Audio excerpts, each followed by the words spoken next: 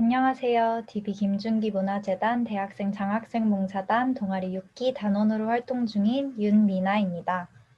언택트 시대의 고등학생 후배들을 위하여 제가 속한 동아리 1팀에서는 고등학생 온라인 멘토링을 기획하였습니다.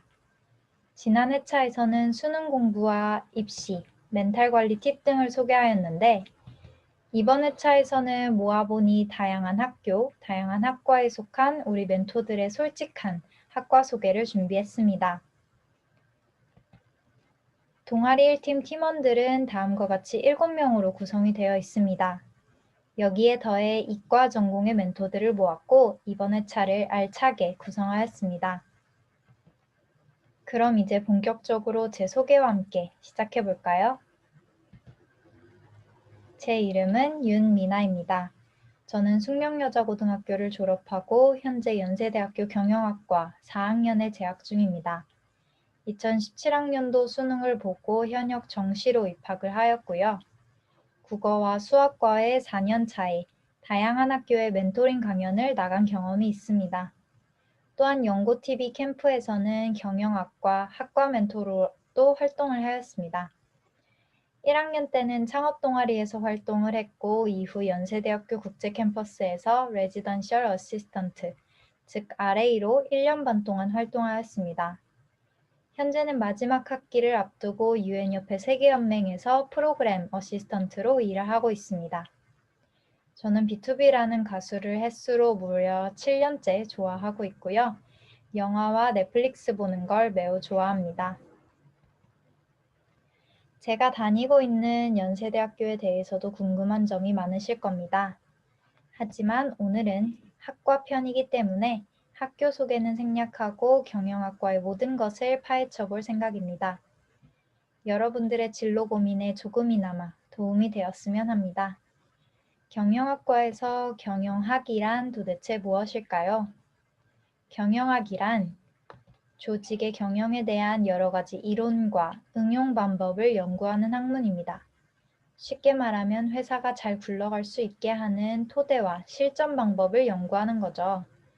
그래서 어떤 사업 아이템을 가지고 있는지, 어떻게 직원들을 관리하는지, 어떻게 고객들을 대하는지 모든 과정에 대해서 다양한 학문과 융합이 또한 가능하기도 합니다.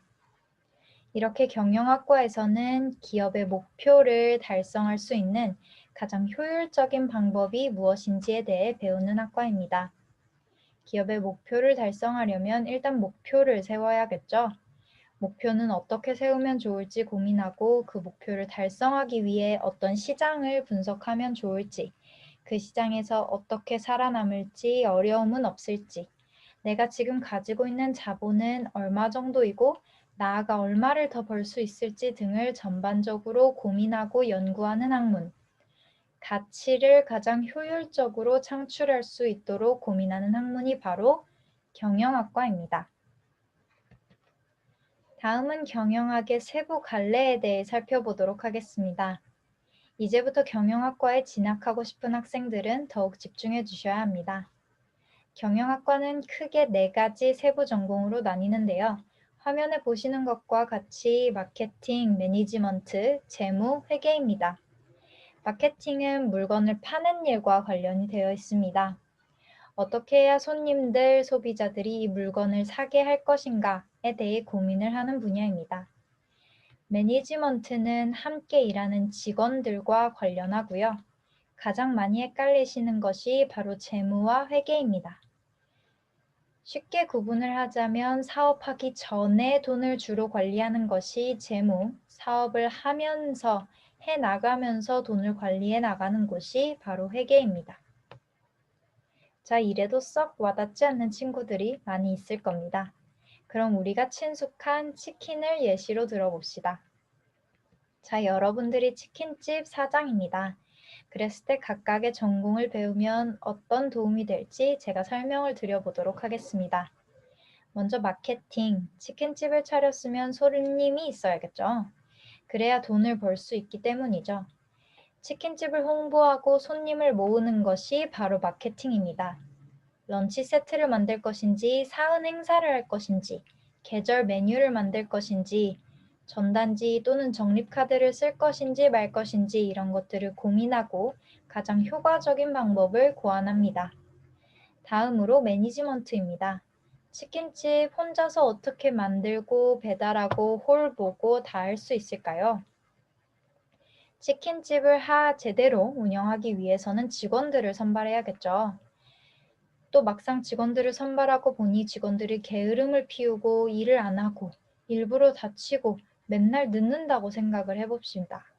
그렇다고 마구 직원들을 또 자를 수는 없겠죠. 직원들을 어떤 기준으로 선발하고 직원들이 어떻게 해야 제대로 열심히 일을 하게 만들 수 있을 것인지 직원들을 동기부여하는 방법들을 연구하는 것이 바로 매니지먼트입니다. 다음 재무를 예로 들면 치킨집을 시작하려 할 때 사업 자금을 준비하는 것이 재무입니다. 식기, 재료, 인테리어, 위험을 대비한 보험 가입 등을 고민하고 가장 효율적으로 배치하는 것이 재무에서 공부하는 부분입니다.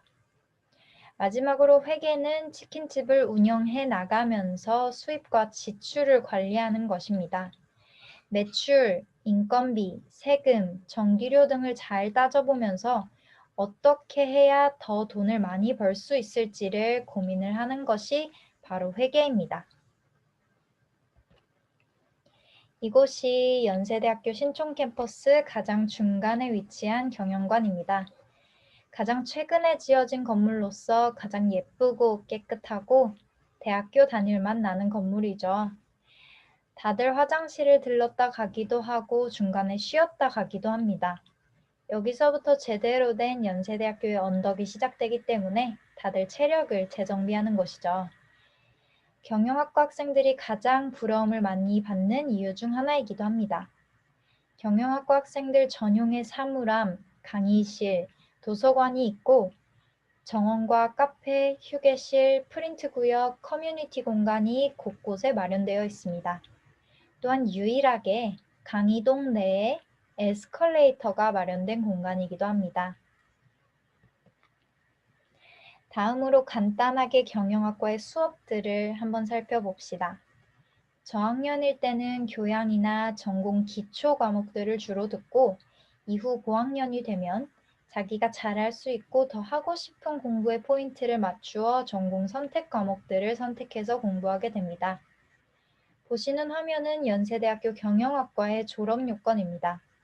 왼쪽 사진에서 보이는 항목들은 대부분 1학년 때 채우게 되고 오른쪽 사진에서 보이는 항목들은 2학년 이후에 주로 채우게 됩니다. 오른쪽 사진에서 보시면 전기, 전공 기초는 말 그대로 전공과 관련한 기본적인 수업들이고요. 전필, 전공 필수는 자기가 더 개발하고 싶은 부분이나 관심 있는 분야에서 수업을 찾아서 들으면 됩니다. 졸업 전까지는 졸업 요건에 나와 있는 학점만 주로 채우면 되고요. 물론 복수 전공이나 부전공 등을 한다면 훨씬 더 들어야 할 수업들이 많겠죠. 앞서 봤던 것처럼 전공 기초 6가지는 기본적으로 경영학과 전공 학생이라면 이 정도는 알아야 한다고 듣는 기본 수업들입니다. 이후에는 이를 기반으로 나는 어떤 분야를 더 깊게 공부하고 싶은지에 따라 다음과 같은 수업들 중에서 골라서 수업을 들을 수 있습니다.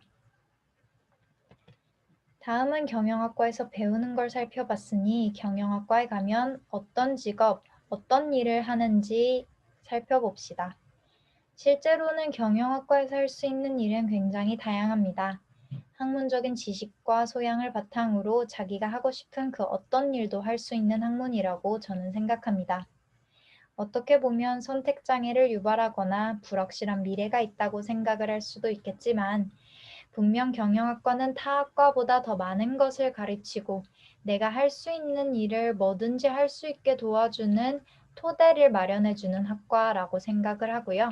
그렇기 때문에 굉장히 멋지고 또한 중요한 학과라고 생각을 합니다. 경영학과에서는 대부분이 흔히 얘기하는 취업 준비를 통해 일반 기업에 입사를 합니다. 컨설팅 회사나 여러 금융권 회사, 광고 회사 등 기업의 종류는 너무나 많겠죠. 두 번째 진로는 창업입니다. 요즘 사회적으로도 많은 지원과 관심을 받고 있는데요. 창의적인 아이디어로 자신만의 꿈을 펼치고자 하는 학생들이 가장 선호하는 진로죠. 이외에도 행정고시를 준비해서 공무원이 되는 경우도 있고, 대학원에 진학하여 교수가 되기도 하고, 법 쪽에 꿈이 있는 친구들은 열심히 공부를 해서 로스쿨에 가기도 합니다. 또한 회계사가 되기 위해 CPA라는 시험을 준비하기도 하고, 이외에도 창업 동아리 선배 중에는 국정원에 들어간 선배도 있고요. 동문 멘토링에서 만난 선배들 중에는 언론사에 취직을 하신 분도 있습니다. 정말 다양하죠? 앞서 말씀드린 것처럼 경영학과에서 배운 다양한 지식은 자신 안에 정말 좋은 토대가 되어서 다양한 일을 할 수 있는 원동력을 만들어주는 것 같습니다. 마지막 파트입니다. 도대체 나는 경영학과에 어울리는 사람인가? 경영학과에서 배우는 것, 만나는 사람들, 분위기 등을 생각을 해봤을 때 이런 특징들을 가진 사람들이면 조금 더 경영학과에 잘 어울릴 것 같습니다. 상대적으로 사람에 대해 공부를 하고 다양한 사람들을 만나고 사람들과 같이 일을 해야 되는 경우가 많기 때문에 비교적 활동적이고 사교적인 사람들이 많이 주목을 받곤 합니다. 그럼 단순히 밝기만 하면 되느냐? 또 그건 아니죠. 사람들을 좋아하면서 사람들과 협력을 잘하고 소통하면서 조직을 좋은 곳으로 이끌어가는 사람들이면 더없이 좋겠죠. 여기에 기업과 경영에 대해 보다 깊이 있게 배우고 싶은 사람들이면 더더욱 좋을 것이고, 아무래도 현실적으로 전국적으로 가장 공부를 잘하는 친구들이 지원을 많이 해서 합격을 하다 보니까 공부를 열심히 하고 자신만의 통찰과 분석력이 있는 사람들이라면 더 좋을 것 같습니다. 하지만 이 모든 것을 완벽하게 갖춘 사람은 없겠죠. 이런 사람이 되기 위해서 내가 노력을 하고 사람들을 만나서 여러 가지를 배우면서 준비를 하시면 됩니다. 또 막상 경영학과에서 오시면 단순히 지식 이상으로 더 많은 것들을 배울 수 있습니다. 저도 새로운 사람들을 만나는 일을 좋아하고 회장, 부회장도 여러 번 해봤기 때문에 남 앞에 나서는 것도 나름 잘하는 편이라고 생각을 했습니다. 하지만 막상 경영학과에 와보니 제가 생각한 것보다 다른 환경들이 굉장히 많았고요. 그래서 저도 수업을 거듭하고 사람들을 계속해서 만나면서 많은 걸 배우게 됐습니다. 자신감도 생기고 노력하면 바뀐다는 생각도 가지게 되었고요. 경영학과에서 오니까 저를 변화시킬 수 있는 이런 기회들에 참 감사하게 되었습니다. 타과에 비해 학생 수도 굉장히 많고 그만큼 다양한 사람들을 만나서 교류를 할 수 있는 곳입니다. 사람을 통해 얻고 배우는 것이 참 많은 학과입니다. 교환학생도 경영대학에서 따로 파견하기도 하고 다른 과에 비해 기회도 굉장히 많습니다. 또 학과 특성상 포괄적이고 열려있기 때문에 한계가 없는 학과라고도 경영학과를 소개할 수 있을 것 같습니다. 여기까지가 경영학과에 대한 소개였습니다. 더 궁금한 점이 있으시거나 멘토들의 이야기를 더 가까이에서 듣고 싶으신 분들은 다음의 플랫폼들을 참고해 주시기 바랍니다. 제 블로그에 놀러 오시면 연세대학교에 대한 소개부터 제 고등학생 때의 이야기까지 다양한 내용들이 담겨 있습니다. 또한 궁금한 점이 있으시다면 인스타그램으로 연락 주세요. 동아리 유튜브 채널에는 멘토링 이외에 다양한 영상들이 올라가기 때문에 구독과 좋아요도 꼭 부탁드립니다.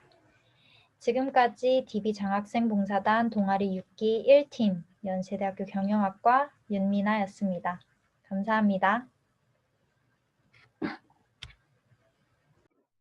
안녕하세요. 김준기 문화재단 동아리 온라인 멘토링을 시작하겠습니다. 저는 동국대학교 경영학과에 재학 중인 김한샘입니다. 현재 4학년 휴학 중이며 논술 전형으로 대학에 입학했어요. 저는 평소에 어렸을 때부터 노는 걸 좋아해서 뒤늦게 공부를 시작했고요. 짧은 기간이지만 열심히 노력한 결과 목표한 대학에 입학할 수 있었습니다. 대학에 입학한 이후에는 대외활동, 가회 등 다양한 활동을 해왔는데요. 저의 고등학생 때처럼 심한 사춘기를 겪고 있는 학생의 부모님들께서 저의 특이한 이력을 좋아해 주셔서 몇 차례 가해도 해봤고요. 교육에 관심이 많았던 터라 많은 봉사활동에 참여해왔습니다. 그중 가장 인상 깊었던 활동은 LS 해외봉사단과 바로 이 DB 동아리인데요. 교내에서는 쌓을 수 없는 경험을 여럿 할 수 있는 만큼 여러분도 대학에 진학하신다면 적극적으로 대외 활동에 참여해 보시는 게 좋을 것 같습니다. 최근에는 창업을 준비하고 있습니다. 동국대학교 소개입니다. 먼저 가장 위의 사진은 동국대학교가 항상 학교를 홍보할 때 내거는 사진인데요. 가운데의 건물이 학교의 상징인 명진관입니다. 그리고 그 앞에 동산과 코끼리들이 있고요. 학교에서 가장 예쁜 전경이지만 바로 저기가 9층이란 사실을 아셨으면 좋겠어요. 그래서 사실 1학년이 지난 이후로는 거의 갈 일이 없게 되더라고요. 명진관을 기준으로 왼쪽이 문과대학, 오른쪽이 이과대학으로 구성되어 있습니다. 그래서 시간표만 잘 짜신다면 저 높은 언덕을 오르지 않으셔도 됩니다. 다음으로 왼쪽 아래 사진이 제가 공부하는 경영관입니다. 경영관은 역 건물과도 이어져 있어서 교양 수업도 들을 수 있고 학식관도 있어서 학식도 먹을 수 있어서 경영관으로만 하루 동안의 학교 생활을 모두 할 수 있습니다. 다음으로 오른쪽 이미지는 제가 가장 좋아하는 도서관의 내부 공간입니다. 좋은 사양의 컴퓨터들도 있고 노트북 자석들도 있어서 정말 공부하기 좋아요. 근데 도서관은 이과대학 쪽에 있어가지고 문제가 많습니다. 그래서 시험 기간 아니면 사실 자주 잘 안 가게 되더라고요. 또 경영대학에도 능금이라는 공부할 수 있는 공간이 있어서 굳이 도서관 걱정을 하지 않으셔도 될 것 같습니다. 다음으로는 학교의 축제와 학교 소개입니다. 먼저 왼쪽 사진은 학교의 가장 큰 축제인 연등제입니다. 실제로 보면은 밤에 가면 정말 예뻐요. 그리고 오른쪽의 코끼리는 동국대생이라면 가장 좋아하는 뿌 코끼리상인데요. 평소에는 만질 수가 없고요. 제가 듣기로 술 먹고 해프닝이 한 번 있었다 하더라고요, 학생들이. 그래서 요즘에는 졸업식 날에 한해서만 만지거나 타보게 해주고 있습니다. 다음으로 학교의 상권에 대해서 말씀드리면 학교의 상권은 타 대학에 비해서 굉장히 작고 열악한 편인데요. 하지만 그런 만큼 동국대생들밖에 이용을 안 해서 상대적으로 물가가 낮은 편입니다. 그리고 동국대학교의 특징으로는 종립대학이라는 점을 들 수 있는데요. 불교 대학인 만큼 학교에는 다양한 불교 강의가 필수 강의로 개설되어 있습니다. 뭐 스님의 설교를 듣는다거나 불교 철학에 대해서 논하는 강의들인데요. 필수 강의인 게 약간은 부담될 수 있겠지만 오히려 부담감 훨씬 덜한 상태에서 학점 걱정 없이 편하게 들을 수 있는 강의여서 크게 걱정은 안 하셔도 될 것 같아요.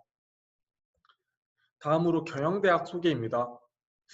경영대학에서 저희 학교가 가장 강조하고자 하는 것은 뭐 AAS, CSB 인증이라고 하는데요. 사실 전 이게 무슨 인증인지 잘 모르겠지만 저희 학교에서는 이거를 경영대학 중에서 인증받은 대학이 얼마 없다는 것을 굉장히 강조하면서 하고 있습니다. 제가 생각하는 경영학과의 특징은 한마디로 정리하자면 얇고 넓은 학문이라는 점이에요. 물론 아직 학부생인 제가 경영학에 대해서 어떻게 속단하는 것은 외람된 일일 수도 있겠지만 타 학문에 비해서 굉장히 간학문적이고 범주가 넓은 학문인 건 분명합니다. 간단히 생각하면 한 기업이 운용되기 위해서 수반되는 다양한 이론과 학문에 대해서 공부한다고 생각하시면 좋을 것 같아요. 경제, 재무, 회계와 같은 정량적이고 수치적인 학문이나 조직행위, 마케팅, 인사관리와 같은 정성적이고 인간적인 관계를 맺는 학문으로 구성되어 있습니다. 1, 2학년에는 주로 이러한 과목들의 기초, 개론 강의들을 폭넓게 듣게 되고요. 3, 4학년 중에서는 내가 관심이 생긴 전공을 심화해서 채택해서 심도 있게 공부해 볼 수 있습니다. 다음으로 경영학과생들의 진로입니다. 요즘에 한국의 경영대학은 그 진로가 모두 회계사에 집중되어 있는 게 사실이에요. 잠시만요. 네, 여기로 볼게요. 네, 다음으로 진로예요. 요즘 한국의 경영대학은 그 진로가 모두 회계사에 집중되어 있는 게 사실입니다. 실제로 동국대학교에서도 회계사를 준비하는 학생들에게 전폭적인 지원을 해주고 있고요.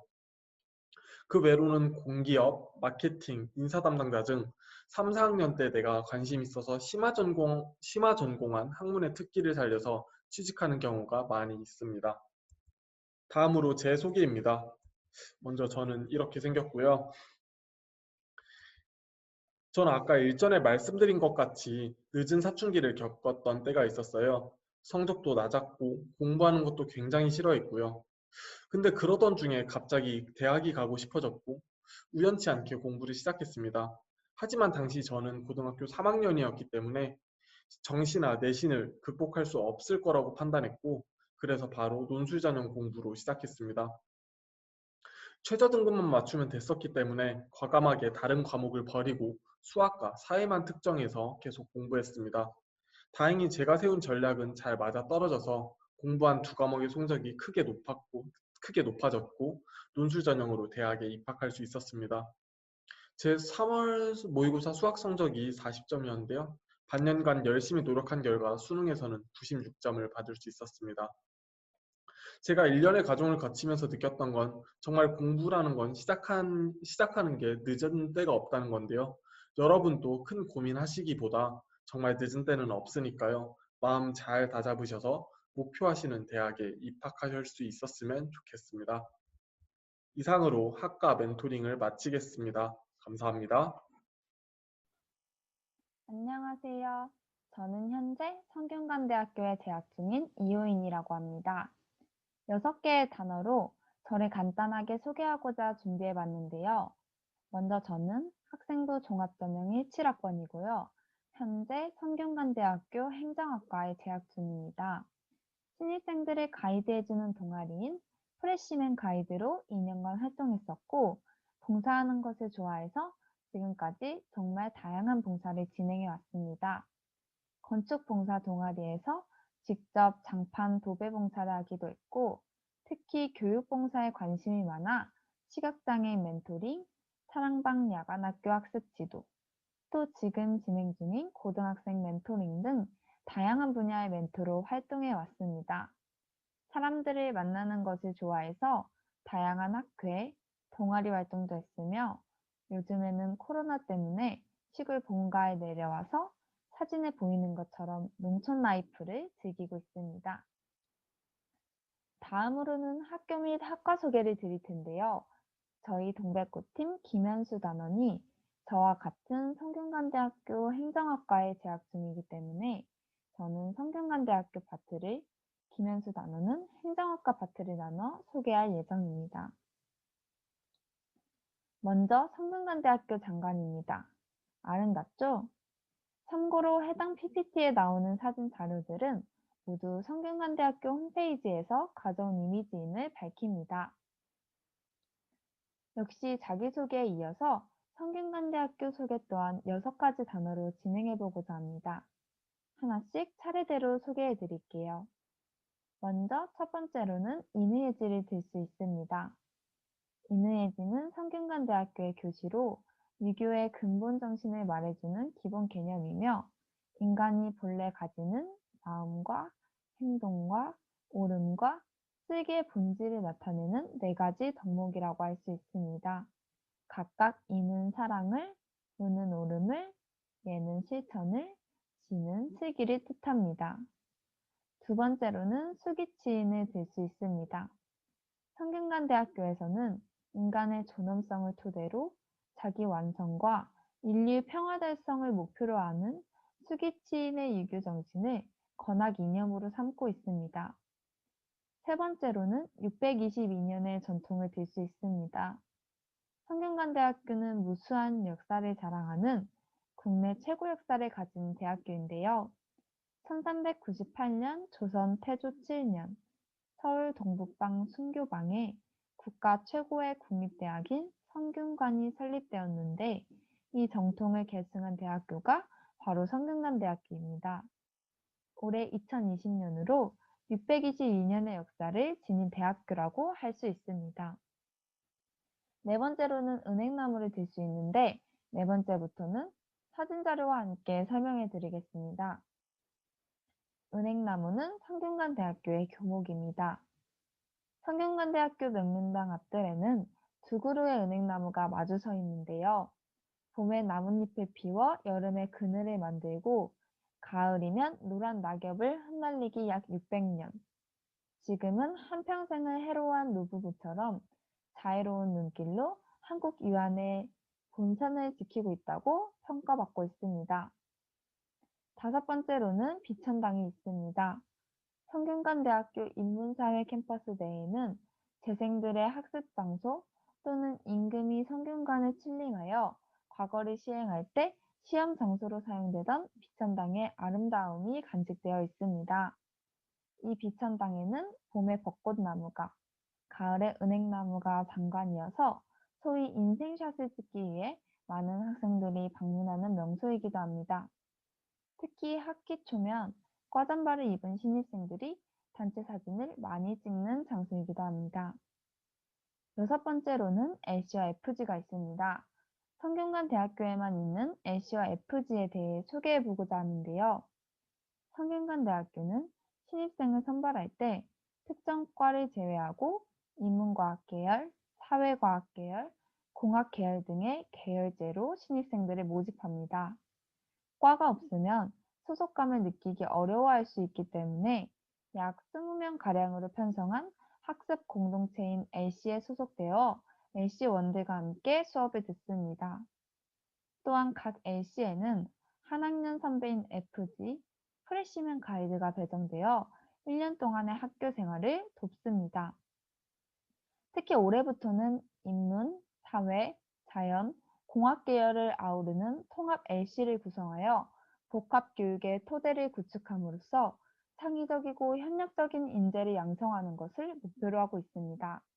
흔히 대학 친구는 피상적인 인간관계인 것 같다는 말이 있는데 LC의 경우 20명의 소규모로 이뤄지는 고등학교의 반 같은 개념이라 저 같은 경우도 LC와 함께 해외여행, 국내 여행도 다녀올 정도로 정말 친해졌고 1년 동안 누구보다 재밌게 학교 생활을 했던 것 같습니다.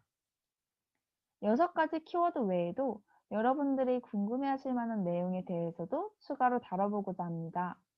먼저 성균관대학교 문과 캠퍼스는 서울시 종로구에, 이과 캠퍼스는 수원에 위치하고 있습니다. 좌측에 보이는 사진이 문과 캠퍼스인 인문사회과학 캠퍼스, 우측에 보이는 사진이 이과 캠퍼스인 자연과학 캠퍼스입니다.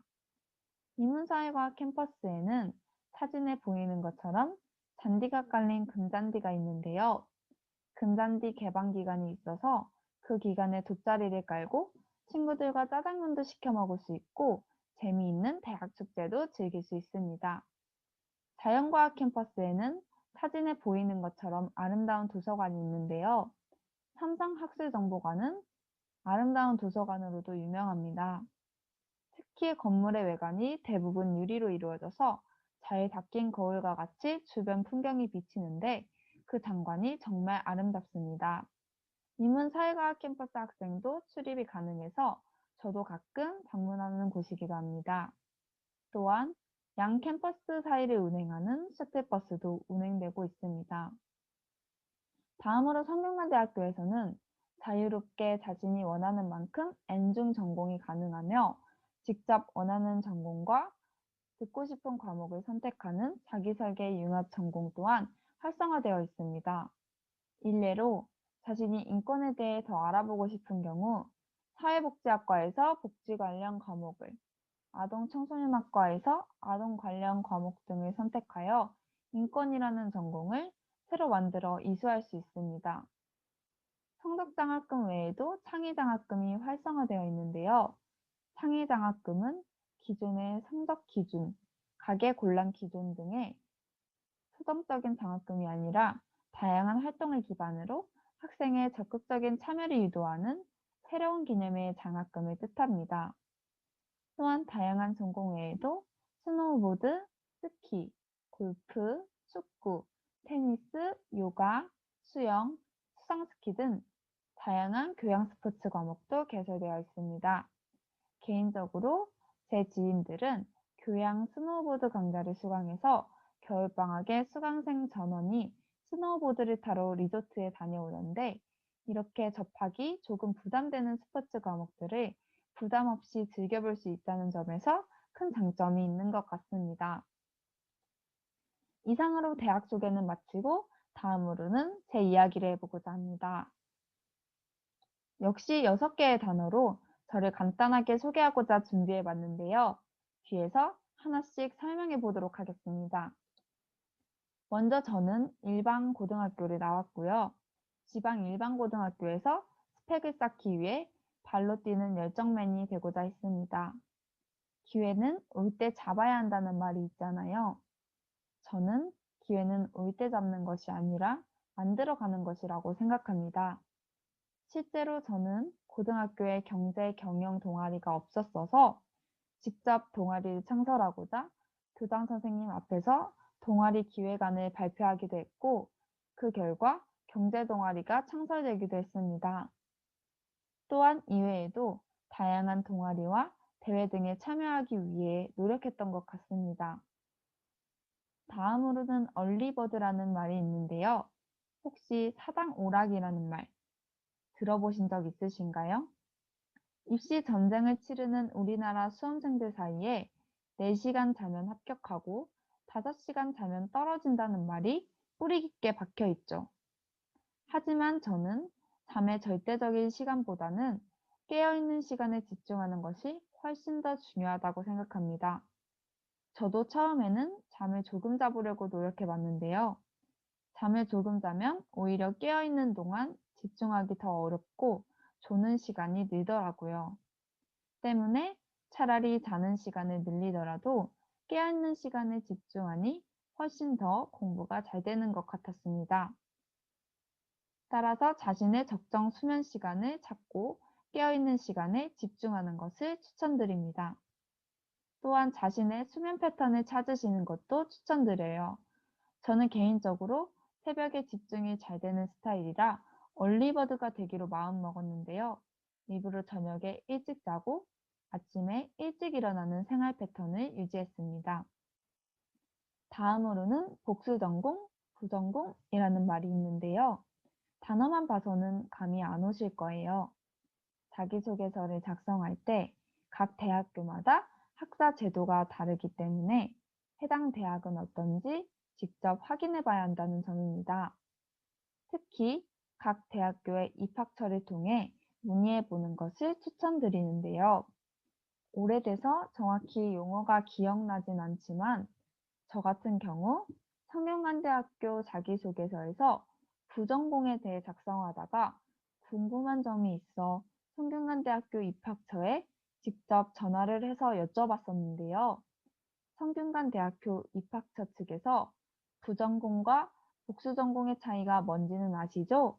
하시면서 성균관대학교는 부전공이 아닌 복수전공 제도를 운영하고 있다고 말씀해 주셨어요. 자기소개서에 부전공을 계획하고 있다고 작성했으면 정말 큰일 났겠죠?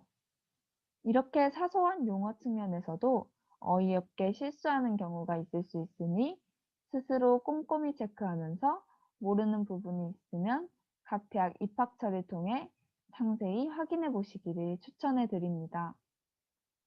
다음으로는 내신 관리 비법에 대해 이야기해 보겠습니다. 정확한 내신 수치는 기억이 나지 않지만 저는 1점대 초반 내신 성적을 가지고 있었고 상승 곡선을 그린 것으로 기억합니다. 내신 관리를 위해서는 시험 출제 경향을 알아야 하는데요.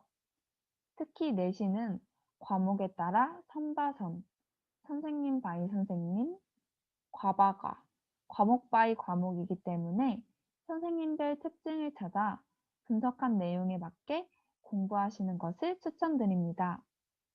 일례로 수업 시간에 다른 내용에서 시험 문제가 대부분 출제되는 스타일이라면 수업을 꼼꼼히 듣고 필기 내용을 중심으로 공부하시는 것을, 문제집에서 시험이 출제되는 경우에는 문제집을 위주로 공부하시는 것을 추천드립니다.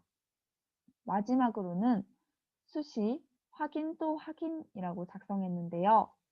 한 번밖에 없는 수시 기회이니 가볍게 여기지 마시고 수시를 작성할 때 꼭 신중하게 선택하고 잘 작성했는지 거듭 확인해 보시기를 바라는 마음으로 작성해 보았습니다. 특히 수시 작성 시 6개의 대학, 자소서 문항과 서류가 모두 다르니 누락하는 것 없이 꼼꼼히 준비하시기를 바랍니다. 이상으로 제가 준비한 파트는 마무리되었습니다. 동영상을 보시는 모든 수험생분들 모두 준비한 만큼 좋은 결과 있으시기를 바라며 파이팅입니다. 감사합니다. 안녕하세요. 저는 성균관대학교 행정학과에 재학 중인 김현수입니다. 저는 경제학을 복수 전공하고 있고 행정학회와 법학회 활동 경험이 있습니다. 수험생 때는 인강과 독학으로 정시에 올인했었으니 정시 준비에 관심이 있는 분들에겐 도움이 될 수 있을 것 같습니다.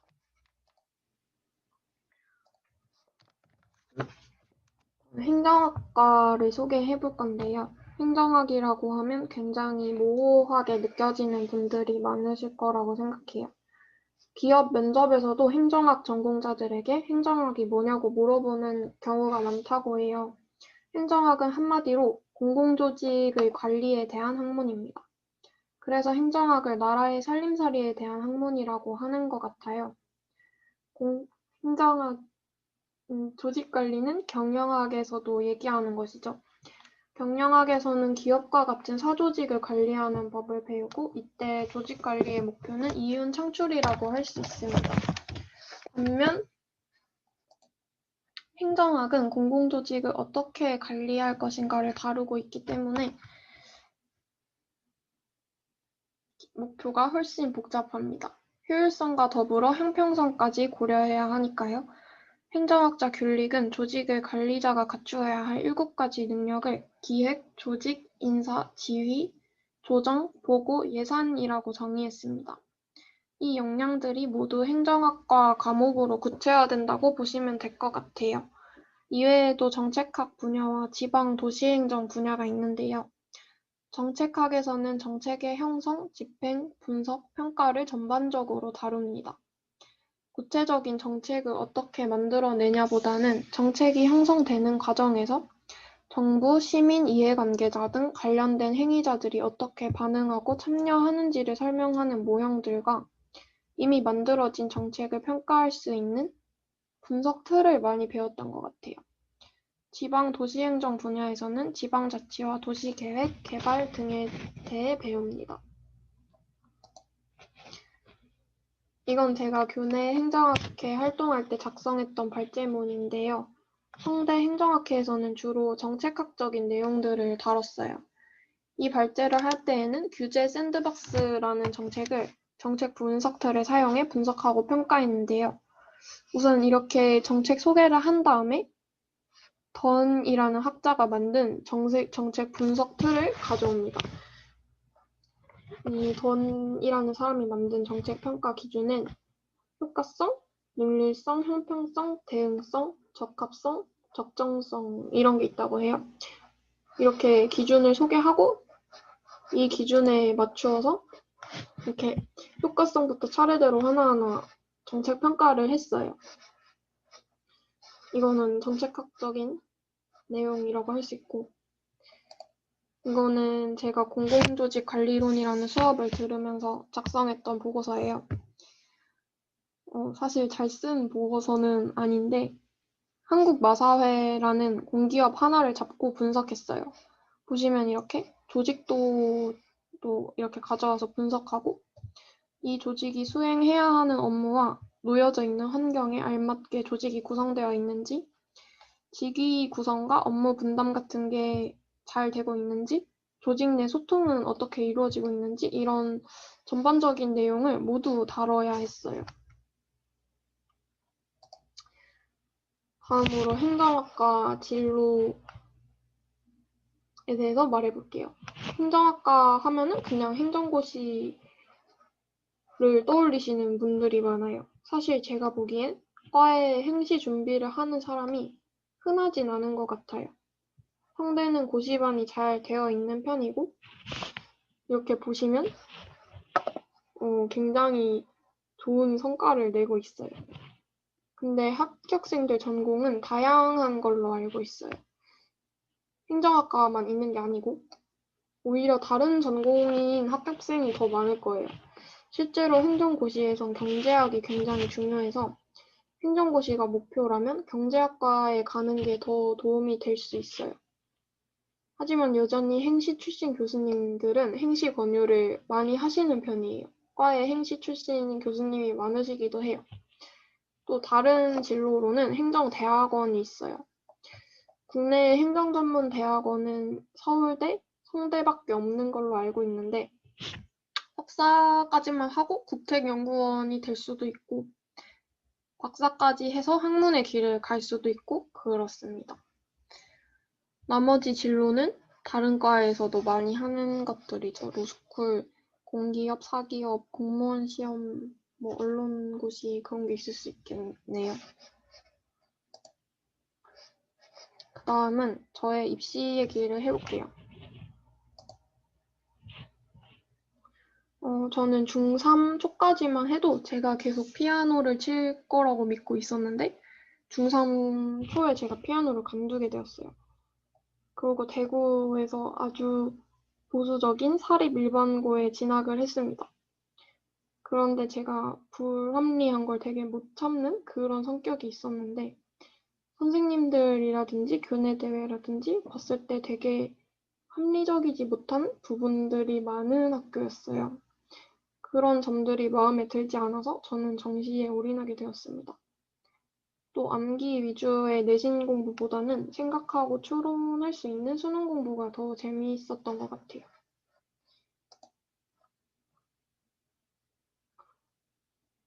그래서 정시 올인을 추천하느냐면 사실 추천하진 않습니다.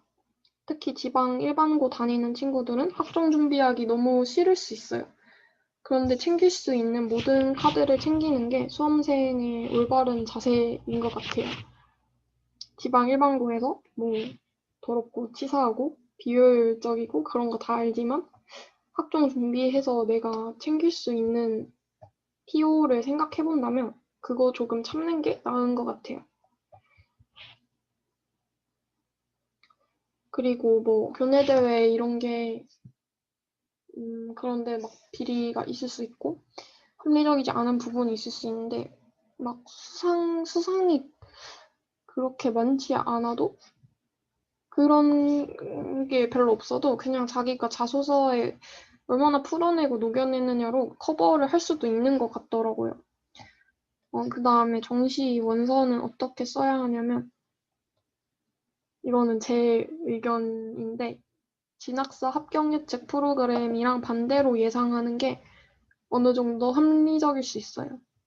진학사 합격 예측 프로그램은 대다수의 수험생들이 사용하는데 거기서 합격 확률을 후하게 잡는 과는 수험생들이 몰려서 오히려 커트라인이 올라가고 합격 확률을 짜게 잡는 과는 커트라인이 예년보다 내려올 수 있어요.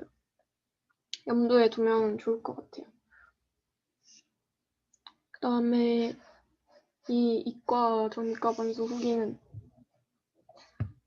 제가 이걸 말하면 너무 길어질 것 같아서 혹시라도 궁금한 분이 있으면 저에게 따로 연락을 주시면 답변 드리겠습니다. 그리고 수능 멘탈 관리에 대해서는 하루 전날 저녁에 한 저녁 9시, 10시 이때쯤부터 국어부터 해서 모의고사를 과목 순서대로 한 세트씩 풀면 잠이 잘 올 거예요. 하루 종일 공부해서 피곤한데 밤 9시, 10시부터 다시 모의고사 한 세트 더 풀기 시작하면 잠이 올 수밖에 없어요. 그리고 잘 자고 시험 당일에는 집중해서 치는 게 왕도인 것 같습니다. 그럼 저는 여기서 마치도록 하겠습니다.